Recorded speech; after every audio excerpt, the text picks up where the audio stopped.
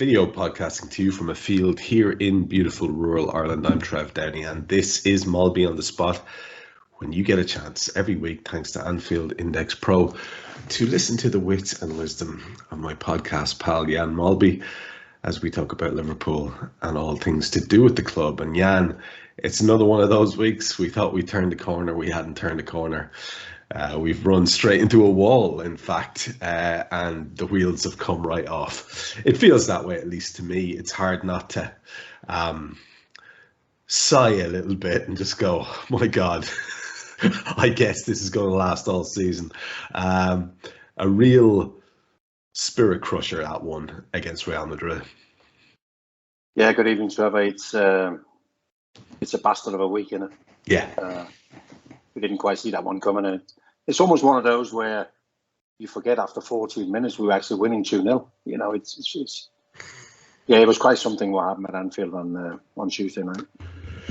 We will get into a bit of that in detail because there are some aspects of it that we can't ignore, really. But just there's a bigger context here, which is the overall season, and you know, I'm just looking at where we're at now and the stretch that's ahead. It's unrelenting, man. It's unrelenting. There was a little bit of a feel that there might be a potential to salvage something even from the Premier League point of view with a couple of recent wins. And we look ahead now, we've got games away at Wolves, or sorry, at home to Wolves and Manchester United. We then head off to Bournemouth. But before all that, we've got Palace away. And there's no way in which any of that is too appealing. And before you know it then, the next step after Bournemouth is heading off to what could be a really potentially very difficult evening in Madrid before we start the run-in then, which has no easy whiff about it either, of about 10 games or so. It's hard currently, and I'm very aware that we're kind of wildly oscillating every week. It's hard currently to feel too excited about all of this. Part of me, I don't know, again, yeah, this may seem defeatist to you, but part of me is just wouldn't mind if we could just draw a line under and take whatever that meant now, you know, and just because we desperately need to reset. Yeah, I mean, the biggest problem is, Trevor, and this is the first time I think we've said this on this show, that we can't trust the team anymore. You know, we had the 2 wins against Everton and Newcastle.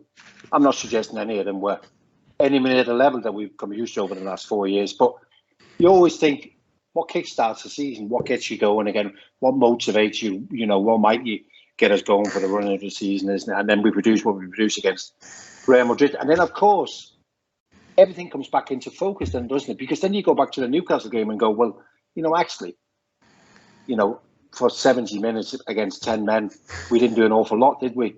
It never gave you the impression, although the first 15 minutes and how we tactically wanted to play was spot on, and that got us to win. And I'm not suggesting that we were ever close to winning or losing the game, because we weren't. We were winning 2-0, but there was loads of aspects in the game where you think, who was our best player at Newcastle? It was our goalkeeper, wasn't it? So all that now comes back into play, doesn't it? But I think the one thing now, Trevor, is that there's too many of these matches now. Too often we concede 3, you know, and more. And not very often we concede more than 3, but we concede too many goals. And I think the time has come, and everybody's been out and saying it during the week, haven't they, whether it was Jamie Carragher or Danny Murphy, whatever. And I think everybody's kind of reached the conclusion that we need to draw a line in the sand and go, okay, it is a massive reset that's needed. That means that we have to say farewell to some of the players that, you know, we've grown to be very fond of, haven't we? Because of what they've given us. And that's always the hard bit, isn't it? You know, when do you cut these players and how do you deal with it all, isn't it? But I think we've reached a level now where we're looking at some of the players and go, if we want to be... See, the thing, Trevor, is that Real Madrid is our level. You know, it's the level we want to be at. They've got every chance of being in the Champions League final again, but we want to be at that level. 3 finals in the last 5 years, that is our level, isn't it? And that's why it was such a massive awakening where you go, wow, this is now actually the difference between a team who's got a chance of winning the Champions League and what we know now, a team who has no chance. Yeah, it is that. It is that. It's a proper moment where I think everyone could see the wheels had come off, have come off. We were lured into some sort of a sense of optimism with the two back-to-back 2-0 wins. But like you rightly point out, the previous game to that was a 3-0 defeat to Wolves. Brighton had beaten us 2-1 before that. We managed a 0-0 with Chelsea. We just about scraped past Wolves in the FA Cup before that. 3-0 Brighton beat us previous to that. 2-all with Wolves previous to that. 3-1 Brentford beat us before that. Let's get a bit of a grip, I suppose, is what I find myself saying. Because it's not like this is based exclusively on one capitulation. This is, like you have pointed out, a trend. We have we seem to have this remarkable capacity to concede goals to teams that are theoretically, at least, not in the same class as us. As you rightly point out, Real Madrid is where we are at. That is Liverpool class. Anyone who doubts that has the statistic that you quoted to back that up. But the level of fall off is quite a worry, and it has people making all sorts of wild statements.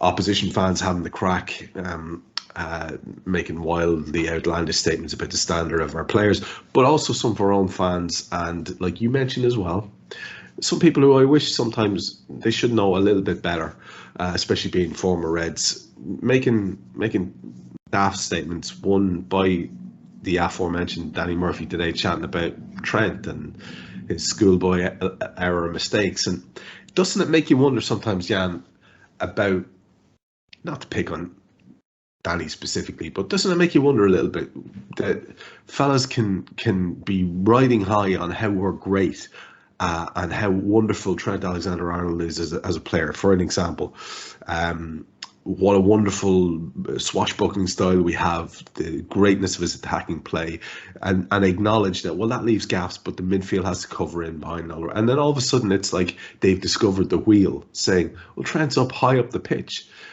It just feels a bit opportunistic, doesn't it? It feels a bit simplistic, an awful lot of the criticism that we're hearing now. It feels a little bit lazy, if anything. Yeah. I always, it's like, you watch a game of football and you pick the best player on the pitch, and most people can recognise who that is. But that player isn't always the one with the most potential. And it's the same when you watch a game of football and you pick what you think perceived to be the worst player in a team. And listen, I can easily understand that some people would watch Liverpool and go, the right back is not a very good right back. But the right back is not a right back, is he? As such, he's a quarterback, isn't he? Playing as a right back in a system that the manager designed that's give us, I would argue, not enough trophies for how good we've been. But that's maybe down to Manchester City, isn't it? But through what the manager did with his team and with some of these players that he recognised were special and could do things that nobody else could do, we reached the levels that we reached. So yeah, I can understand people go, Trent is not doing A, B, and C. No, but Trent is not really being asked to do A, B, and C because we would rather he does other things before he does the basics that the majority of right backs in the world football do. We ask him to do different things because he's so important for the way that we play, isn't it? So I can understand people are going to go, and I hear more and more people go, this is what we need to do. We move Trent into midfield. No, we don't. We need to keep Trent as a right back because that's where he has the most benefit for our team. There is no doubt in my mind. Look, you used a very interesting analogy there, and it's perfect. Trent is that quarterback, if you like. It's a perfect analogy. They used to refer to Beckham as that for United at one point as well. And the kind of thing that, like, the play goes through this guy, and he is the most creative outlet. He's the best passer with the ball and all the rest of it. It makes perfect sense, and we're Liverpool under Klopp are championing or innovating a new style of right back in Trent and in Robbo, and it like I say, it was just a classic example of some of this lazy criticism that I heard. Now, if we're going to be fair to an awful lot of fellas who have to go on TV and chat for a living about football, they could be forgiven for saying that there was a remarkable lack of leadership and character on display. I don't know. That's sometimes I hate these terms. Yeah, they sound very British, stiff upper lip nonsense, but they are things that a team needs, and our team has been full of. But when you look at what happened, even say post the initial double substitution, what happened was nothing. Nothing happened. We created nothing. There were no opportunities, no shots at goal, no flurries around the box, no constantly keeping this team who had the audacity to humiliate us under pressure. Nothing. It was, I wanted, and again, to throw it back to old football, I wanted someone to start going in late on fellas. I wanted someone to start, kicking lads up in the air. Anything to show a little bit of irritation at what was occurring to our team. Does that make sense? Yeah, because I thought exactly that when James Milner came on. I went, well, at least he's going to come on and get a booking. And even he disappointed me because he didn't get a booking. But that was my instant when he came on. I went, oh, okay, he's going to run around, he's going to kick a few, and he's just going to. But from the 70th minute to the end, Real Madrid had the easiest training session they've ever had. So in terms of one thing I never like to label at players that they're not trying. And I don't think we could ever label at our players they're not trying. But they're having a lot of problems that they're trying to deal with. And a lot of them having individual problems as well as problems within a team. And that's probably the best solution in that when you talk about how do we get a product like we're getting on the pitch at the moment, how does that happen? Well, a lot of things that are not going well. And it's very, very difficult. You're not telling me now that, you talk about Trent again. Let's come back to Trent, and we talk about Vinicius Junior. We ran the risk of showing him more green grass than he's seen all season because of the way we want to play. That was the risk we ran. Now, in the end, it cost us dearly, but it was the chance that we took. And it was also one of the reasons that after 15 minutes, we were leading 2-0. People are then saying, once you go 2-0 up, you want to go different. No, because at 2-0, it either goes 5-0 for us, or they might be able to come back, isn't it? But you're not going to tell me you're 2-0 after 14 minutes, you go, we're going to drop deep and we're going to try and sit on what we got, because that's not how we play. So we run the risk. We play with more risk than anyone else. And even when Klopp knows, and again, let's talk about Trent. Trent can only play the way he wants to play. When the right centre-half is playing as well as he's ever done, whoever that is, when the right-sided midfield player has to help him, Jordan Henderson, is playing as well as he's ever had. And when Mo Salah is occupying the opposition's left back going the other way. But all them things are not happening, are they? So everything is coming on top of Trent, isn't it? Because the right-hand sided centre-half can only cope with his own job. Jordan Henderson can only just cope with his own job. And Mo, attacking-wise, is still doing his bit, isn't it? But all the things that was our strength, all of them, Trevor, are now our weaknesses. All the things that people didn't want to come to Anfield and play an open game. People didn't want to get in a straight running match with us, but now they do. Now they do. And it's hard to see that going away anytime soon. And when you see looks of kind of quizzical amusement on the manager's face, what else is he supposed to do, I guess? But it just does speak to a little bit of confusion all around from everybody as to how this has managed to go so horribly wrong. The concept of the underperformance in that second half, I absolutely get what you're saying. I didn't mean to imply a lack of effort. What I did mean to imply was a lack of efficacy. There was nothing worth a damn happening, which is very, very hard to understand, given what happened. And it could even be, let's just throw this one out here as well, because it's a common topic for conversation. It could even be perhaps that the manager has been sort of in some way infected by whatever sort of malaise is afflicting the camp, because that was weird. The initial double substitution felt weird to me. You had two lads who are senior pros and who were both, it appeared, effectively dropped by Klopp. He denied it, but it seemed that. Certainly Fab was. and whose legs were starting to go a bit. You could see that happening. You had a kid who was our chief outlet for creativity, for getting a foot in, and also for just being a bit of an engine there in the middle of the park. And what people forget about kids, Jan, is that despite the fact that they're young and have all the energy in the world, the stress of that occasion can really sap your legs too. And he looked a bit gassed as well. So surely the midfield was the area to make the change. Does that not make sense to you? Yeah, no, absolutely. I mean, we can't run away from the fact that we need new midfield players, and we can't run away from the fact that we don't look good in midfield, and we can't run away from the fact that we can't find the right midfield balance, can we? Even against Newcastle 11 against 10, I'm still looking and thinking I don't feel comfortable with the midfield and the way that they work. Henderson and Fabinho together. I mean, I look at Luka Modric, you know what I mean, and I'm thinking, and I think that kind of what Klopp has done with his team. When you sort of peel it all back and go, well, Luka Modric will always be a great player, won't he? But we managed to put our players into a system, and we've elevated a lot of them in terms of them being at the highest level without maybe having that natural ability. Like Luka Modric has that natural ability to just play and whatever, but we had to coach them, we had to put them into a system, and we've enabled them, some of them for 5-6 years, to be able to dine with the best, haven't we? And now it's getting peeled back, and we don't have as much quality as some of the others. That is just blatant. Yeah.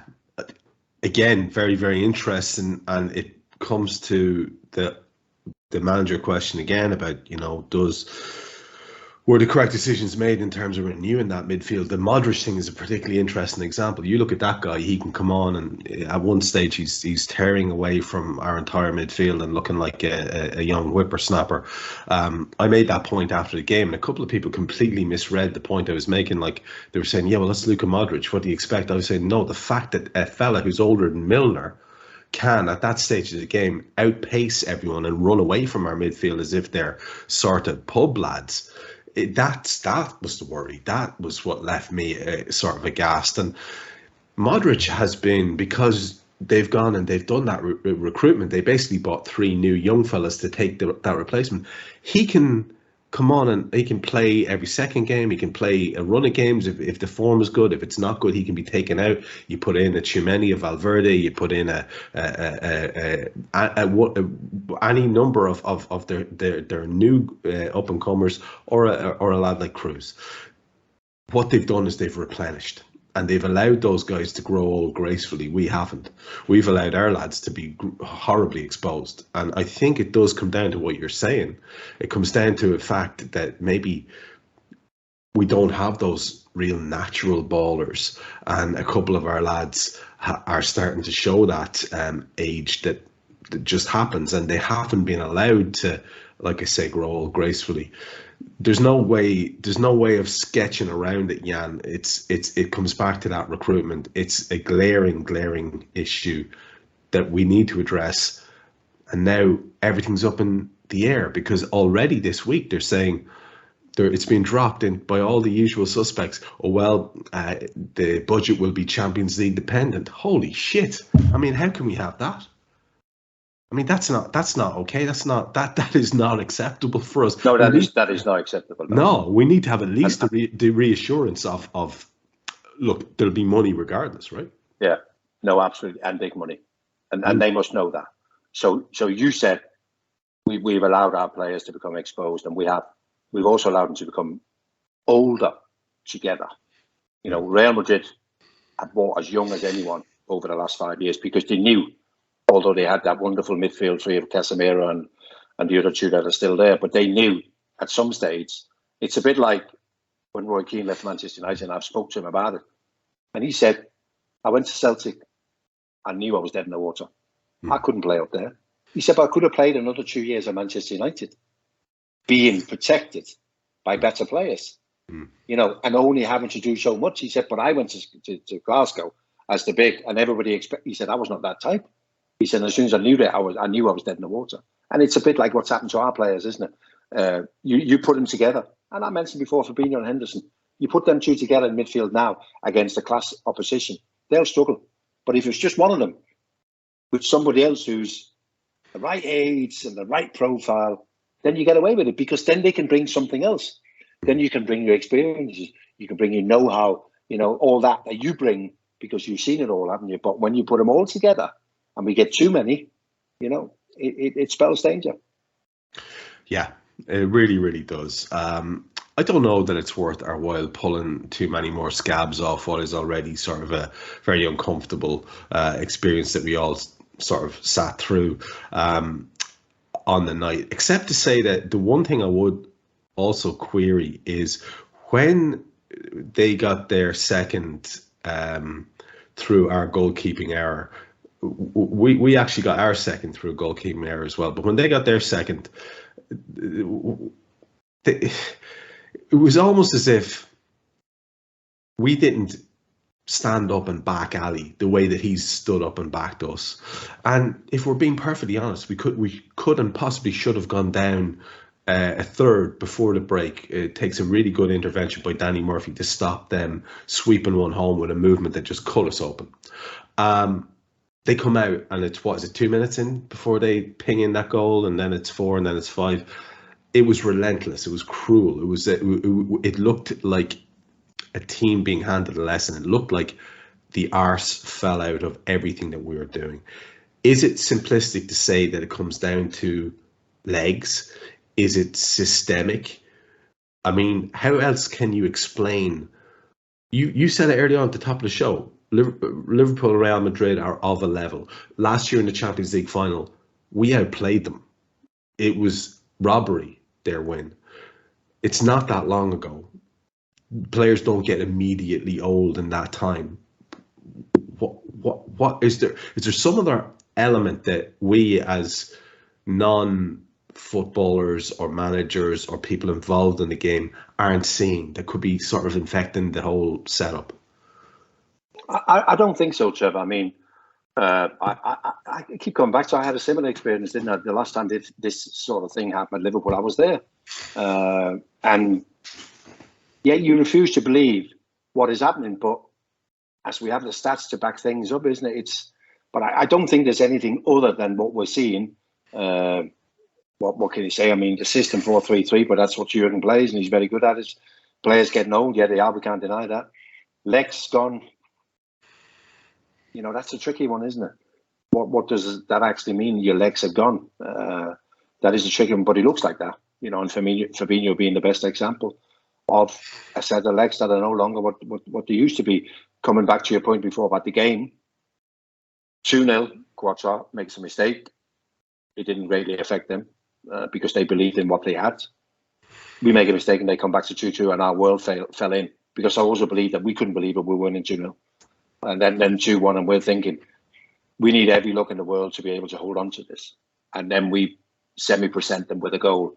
And I think some of our players just couldn't take that as well on board and go, I've now got to deal with us gifting them a goal. And it almost became too much, isn't it?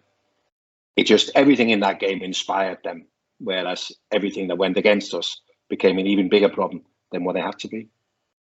Yeah, for sure. Now, look, we have two games to look forward to probably before we get to chat next. So we'll probably spend a good bit of the second half of the show talking about just that and trying to focus on what we can do. But maybe as a kind of an interim thing, we could actually just address something that I mentioned at the start, because it was very, I don't know, was it worrying to me? I think it was. I've seen the likes of David Maddock in the Mirror, at least one or two other people, I think Ornstein as well, making comments around, whether or not the funds will be limited, and comments around a very specific figure of 4 recruits. Even Carragher mentioned it on whatever channel he was doing, I presume it was Sky. So very interesting to see that. Very, very interesting to hear the oftentimes it seems to be that there's a party line that's put out there, and it's to condition us to get thinking about a certain way or have certain expectations. Now, 4 players, that's where I want to start. I would have thought at least 3 of them would need to be midfield players. And I think it's becoming increasingly evident with Konaté's injury record and the possibility that none of us want to face, that Virgil van Dijk may not get back to his level. It may be that we need a centre-half as well. That would be my suggestion for where those 4 would have to go.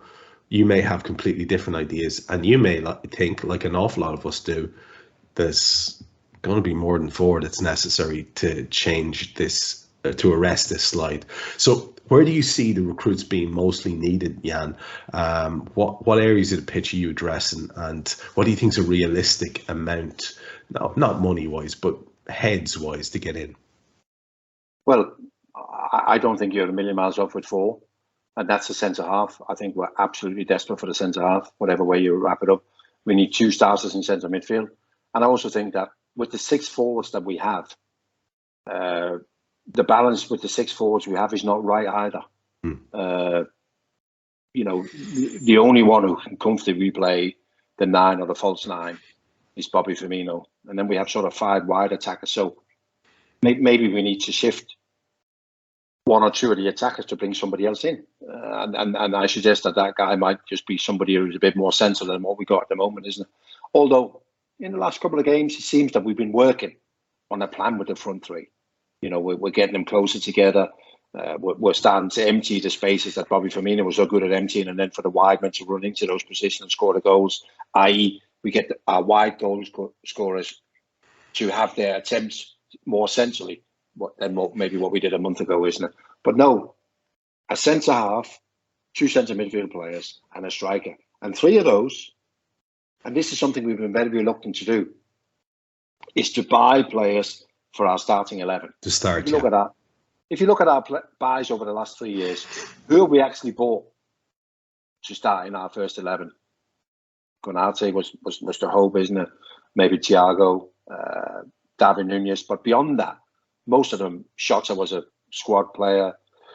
Luis Diaz certainly was at the time when he came, because Sadio Mane was still there, whatever. So now we need to buy at least a centre-half and 2 centre midfield players for our starting 11. So that means better than what we've got. And then the striker could be somebody interested in a bit of a project, because we do have enough numbers up front, isn't it? But 4, and you were reluctant to ask me the money, Trevor, isn't it? But I know it's FSG, and I know the way that they like to run the club and whatever, isn't it? But I'm suggesting 200. We're looking around 200 to be competitive. Yeah, I don't see any way around that. Which brings us to the very ugly elephant in the room, which is, we know how these guys operate. You just said it yourself. And if there is already being warning signs floated in the media about the potentiality for less money available for funds if Champions League isn't attained, are we looking at the reality, the very real possibility of prized asset like Mo Salah being moved on to fund some exciting new talent? Because, last time we bought starters, you're right, it was the spine of the team. It was Ali, Virgil, Fab. Those guys came straight into the team, more or less. At least 2 of them may well be on the wane. So we are looking at a new cycle, and we are looking at new starters. And to fund that with our current owners and our long-time owners, it appears, Jan, if everything is to be believed, it's the sell-to-buy model that we've always employed. So, I mean, that's going to upset a lot of people, the concept of Mo not being a Red anymore. But I see that as a very real possibility. It's been crossed my mind several times over the last few days. What do you think of that? Do you think that's daft? No, I don't. If the non-qualification of the Champions League will have such a big impact on our budget, then you have to ask the question, where's our money?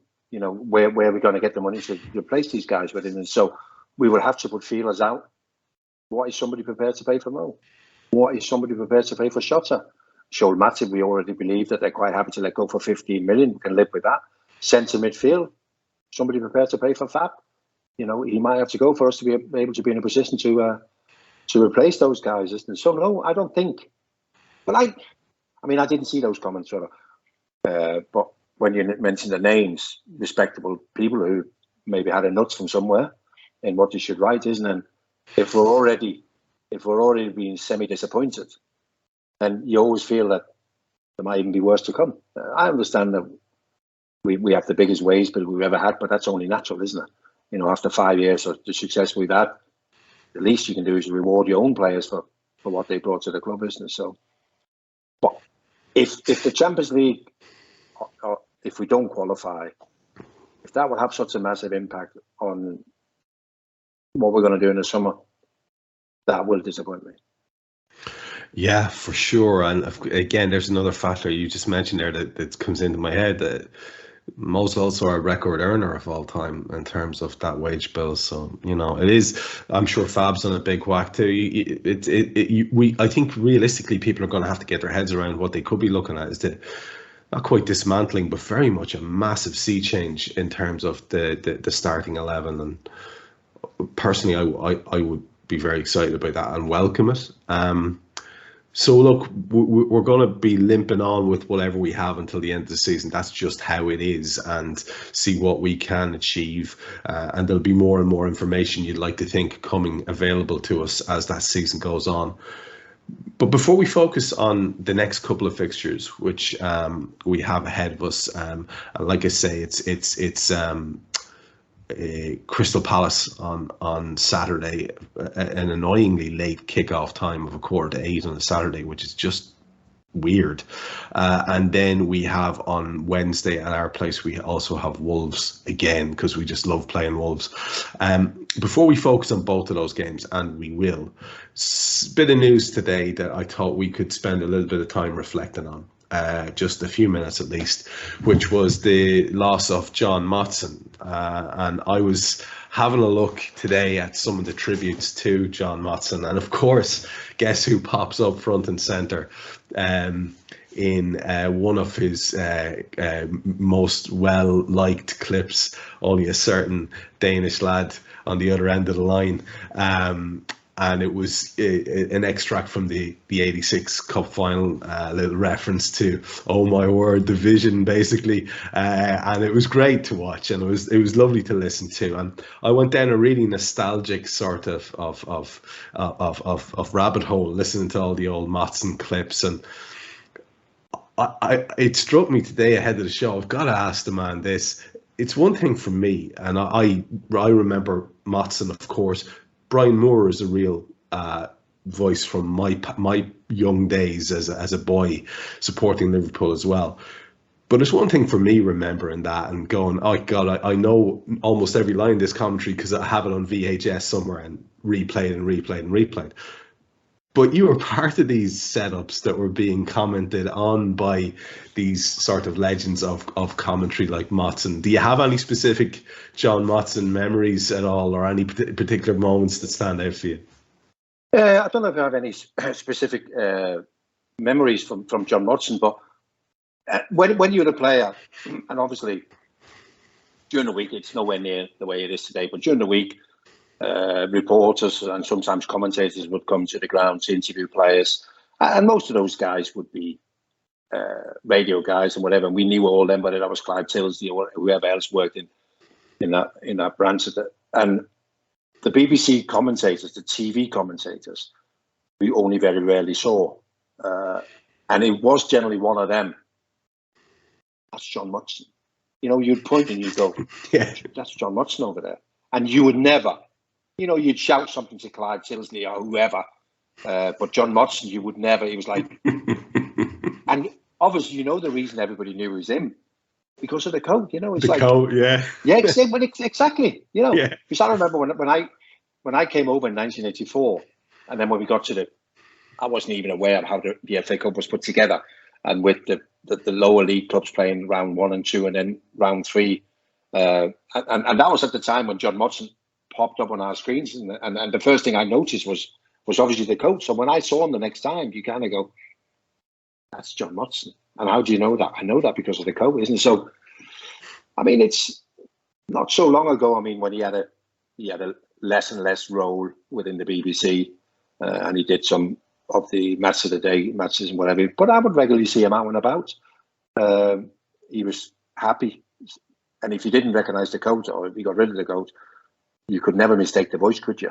You know, exactly, it's just it's a voice you've heard so many times, isn't it? So come across him thousands of times, you know what I mean? But never, like I said, always with that respect of, you know, he's almost like commentary royalty, you know. You nod your head or you even shake his hand or whatever, isn't it? But, you know, you wouldn't. I mean, the amount of journalists over the years that we've had a beer with or whatever, you know what I mean? But John Motson was a bit more, he would either be with the chairman and the board or managers or whatever. You know, he was not with the players, you know what I mean? He was not himself, but it was just the way that, it was where we elevated him to, wasn't it? You know what I mean? Yeah. Because we had so much respect for him. Yeah, you're right. A bit of an institution, and I suppose the BBC thing has its own, used to have far more sort of cachet to it as well. It made me wonder as well when you. I've never asked you. Do you ever do the sort of co-commentary work for Danish TV during the match stuff, or do you do the panel in studio stuff only? And no. I ask because I wonder, would you have liked to have worked with any commentator in particular? You mentioned Tilsley. People love Tilsley now because he's quite animated, right? You know, he's a bit of life about him. Have you ever done any of that, like co-commentator during the game stuff? That's basically all I do, Trevor. I go in the studio every now and again, but mainly what I do is co-commentary. And we have basically three guys we send over for Premier League games that I work with, and I have one guy I work with in the Champions League. As I said, every now and again I'll be in the studio, but as a pundit, more like Carragher or Rio Ferdinand or whatever. I started, you know, back in sort of 2005 with Radio 5 Live and worked with all those guys. Alan Green, you will remember Alan Green, and he's very significant voice, and John Murray, and I've worked with all those guys throughout the years. So yeah, I've come across a fair few, but I've never worked with John Motson. I don't think I've ever sat next to Clive Tilsley either. But yeah, it's good fun. It gets you to the games as well, Trevor, which is a big thing in it. But I also like talking during the game. Studio is a little bit easier, isn't it? Because you either talk at halftime or something is already happened or at the end of the game about. Whereas in commentary, sometimes you have to stick your neck out, isn't it? And try and predict where the game is heading or whatever. You know what I mean? But I enjoy that. And I assume that you do it in your native tongue for the most part. Yeah. Or all of it is, yeah. Every now and again, I moonlight a little bit for Liverpool TV. You know what I mean? But apart from that, it's all in the native tongue. Which, of course, Trevor, you now speak fluent. Yes, I do. All my worries were put to bed immediately. I want to pass on a few little tour stories that you're just going to wince and shake your head at. Day one, we got there. We decided, right, we got to go and have some of the smørbrød. I'm saying that wrong, but because this is the thing to have. We must have wandered into the poshest little shopping complex in the poshest part of Denmark, because I think we had 3 individual sandwiches with different toppings and 2 glasses of wine. The whole thing was the equivalent of about 130 euros, maybe more. And I was going, oh my word, this is going to be difficult. I'm going to have to start balancing the books a bit here. But I think that was one particular fleecing. Everything after that was just fantastic, I have to say. And we got to grips with the currency quite easily. But I have to say, Anne, everyone was so bloody friendly. And you were right.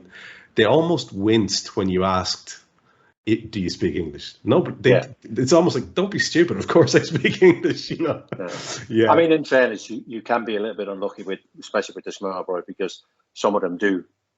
It's overcharged, isn't it? And you then decide to drink wine with it, isn't it? But it's like, from mistakes like that, Trevor, you learn quick, don't you? You learn quick, and you start to adjust. And I did. Fantastic city.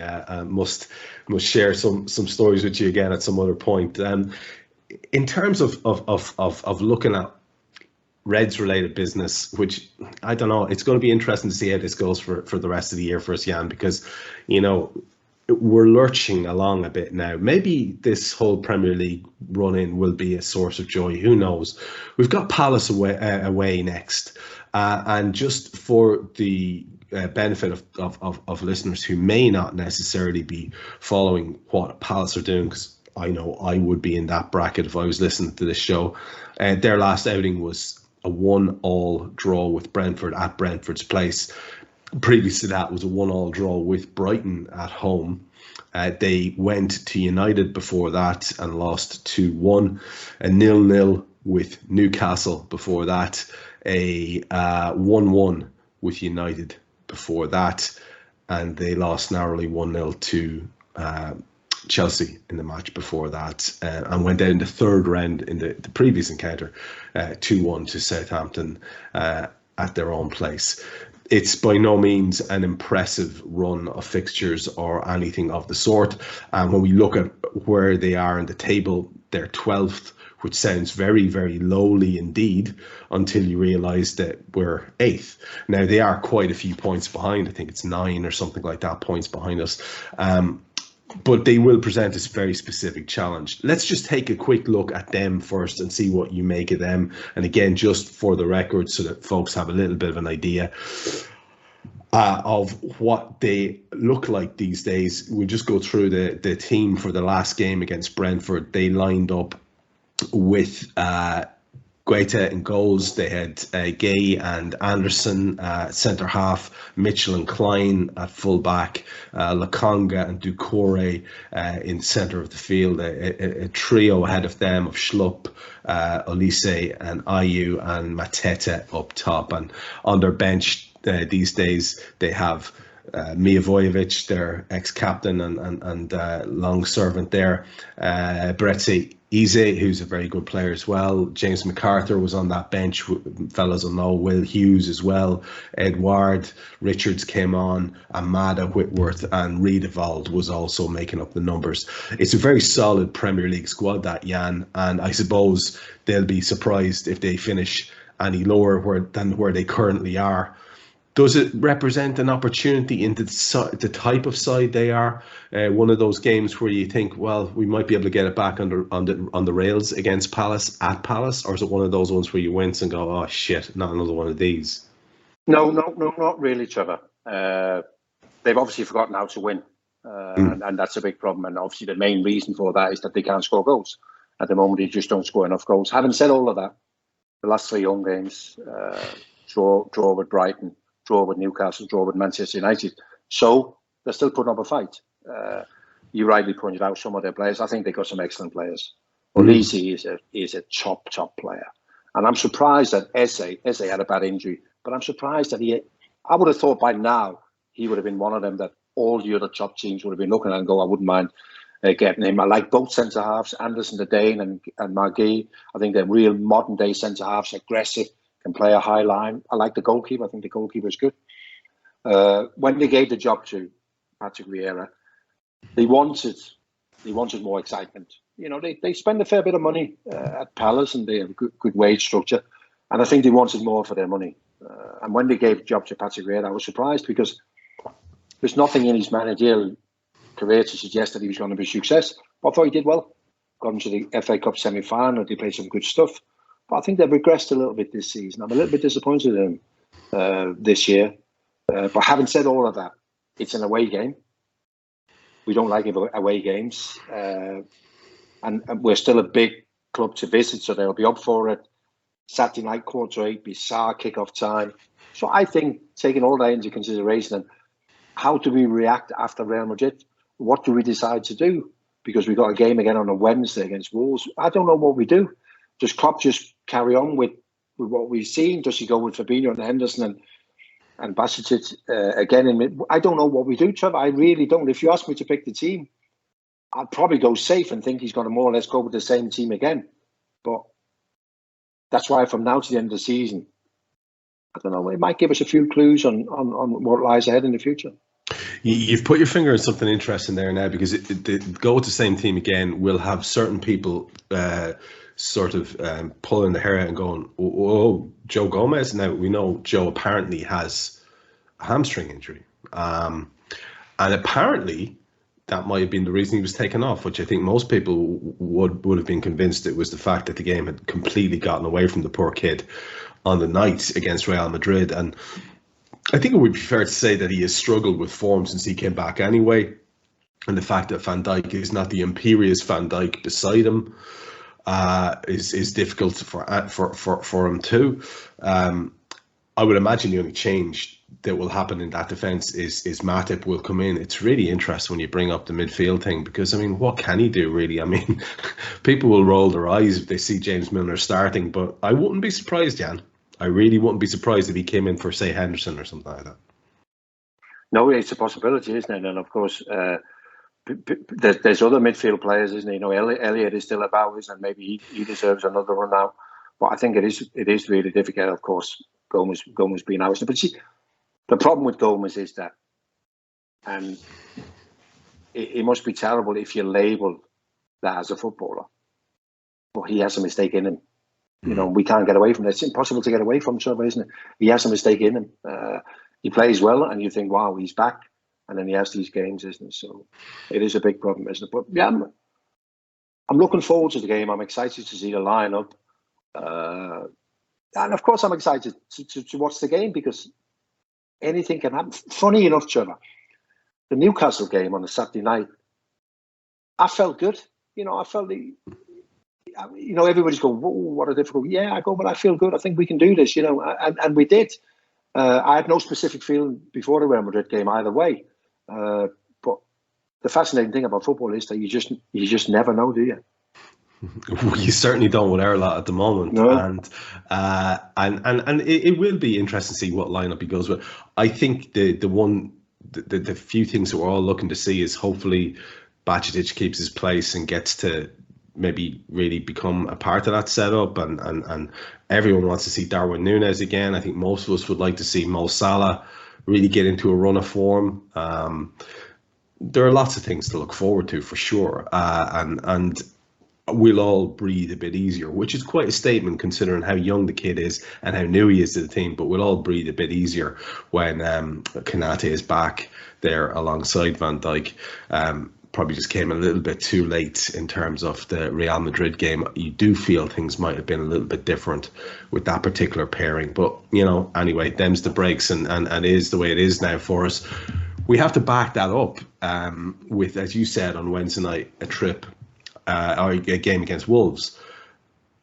Could we please stop playing Wolves? My God, the last time we went out against them, we know what happened. It was a very upsetting and distressing afternoon.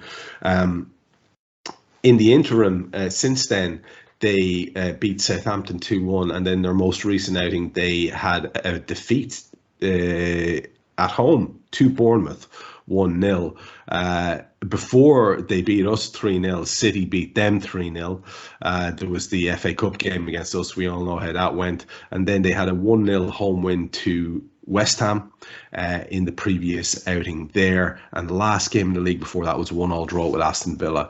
And in the table rankings, they're a couple of places below Crystal Palace in 15th actually now, on 23 points to Crystal Palace's 26.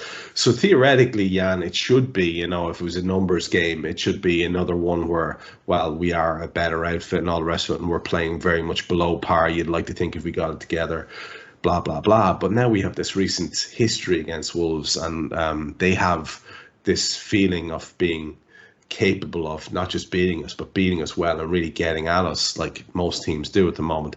That's going to be an interesting one, especially so quick on the heels of Saturday night. How do you feel about that? What do you make of that? There's no point really us talking about their players because we've done so many Wolves analysis recently in different podcasts. What do you think about the chances there of us turning the tide back in our favour?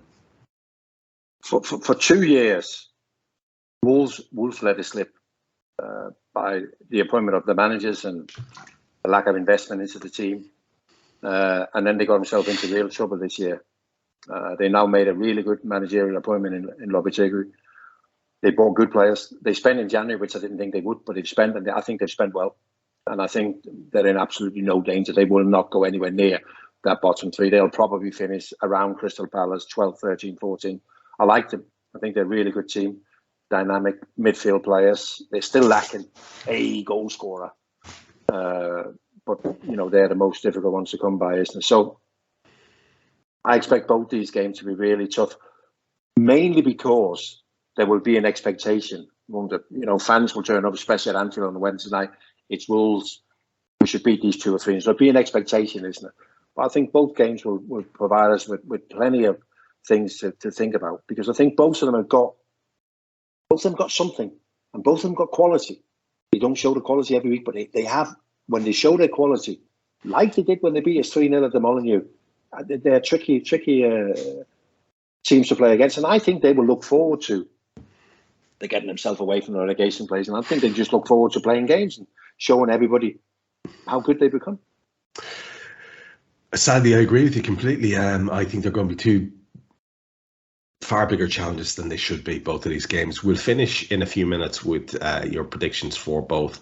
But I can't just leave it on the table without asking you to just bring a full circle back to the Real Madrid tie, because it is halfway through, and I've seen some, I don't know, they must be on happy drugs type people saying, no, it's only half time, etc. And this to me feels now far more hopeless almost than the 3-0 turnaround that we managed to do against Barcelona in that game. This feels like something came apart and something went wrong in a very public way in that second half, and it doesn't necessarily feel salvageable to me, and that's a very hard thing for me to say, because I've said to you a million times, it's my favorite trophy. It's the one that makes our club so different and special.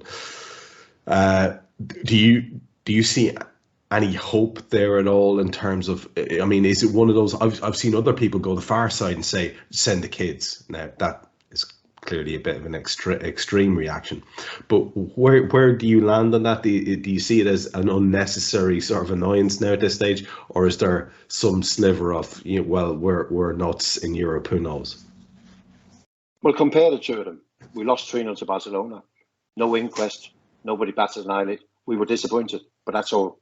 Nobody asked for anything to be changed. We went on to the next game, and even when the game at Anfield came, we built up a belief that we could win. I don't think we built up a belief that we could win 4-0, but we built up a belief that we could win the game. You just asked me with the Real Madrid game. I would rather it was over. I would rather we didn't have to negotiate this second leg, because it's difficult. I know that once we played the second leg, there's only one Premier League round left before the international break. But nevertheless, all our players are going to go away and play international football as well, Andy. So it is a bit. So, yeah, I'm being honest. I'd rather we didn't have to go and play that game. Send the kids. No, I would never ever dream of sending the kids. We're going to go there, put our strong team and compete and maybe get some pride back, isn't it? But it feels totally different from Barcelona. And also Jurgen feels totally different, wasn't it? Mm. He was so disappointed with the Barcelona, but he wouldn't let it go, would he? And he was part of building that belief that we could beat them. He's going to find it difficult to find that same enthusiasm for the second leg in Madrid. Yeah, he won't be the only one, but it's a while off, and we'll speak about it when it comes around. Let's wrap it up then by just doing the usual and getting your gut feeling on result or prediction for first of all the Crystal Palace game and then the Wolves one. I just haven't. I don't know, and I can't guarantee you, Trevor, but I think there'll be some reaction to the Real Madrid game. I'm not suggesting the reaction would be enough for us to sit back in our chair again and go, so it might be ugly. But I do believe that sometimes you just find something, don't you? In your sort of darkest hour, you find something that's enough. That is not your brilliant best I'm talking about. You find something else that comes with you being a top player. Because being a top player is much more about just being a top player. You also bring a personality and and responsibility. And I think we'll find something at Palace, and I think we'll beat them 2-1. And as for West Ham, how do you see that one going? Wolves. I'll start again. Sorry, Guy. And as for Wolves, what do you reckon to that one now? I still think, although the Real Madrid game was at Anfield, but I still think we've been okay at home, and we managed to put it together. So it's a similar scoreline as the one. I think we might get a Sellers back. I think we'll beat Wolves 2-1 again. But I have to say that once again, both games will be extremely tricky. Yeah, and it comes back to what you said right back at the start, the odd situation of not being able to trust what we're going to get from this lot. It's a funny world that we're living in at the moment. But we push our way through it, and Jan and I will be back hopefully next Thursday, if that suits him, where we'll have 2 games to talk about, the ones we just mentioned, and another couple to look forward to. But until then, for yet another fantastic show and taking us down memory lane as well into the bargain. Thanks very much, man. Do you know what, Trevor? For years we did this out of vision, so people couldn't see us. And I used to sit in my office with my feet up on the desk and go, I think it'll be 4-0. I think it'll be 6-0. You know, I can't quite promise the same at the moment. The quicker we can get back to that, the better. So that would be nice. Absolutely. That's why you need to keep listening. That's why you need to keep listening. So let's get Jan back on his cozy chair with his feet up. That's where we need to be. Listen, we'll be back with you next week. I've been Trev Downey. That was Jan Molby, and this is Molby on the Spot for Anfield Index Pro. We'll talk to you next week.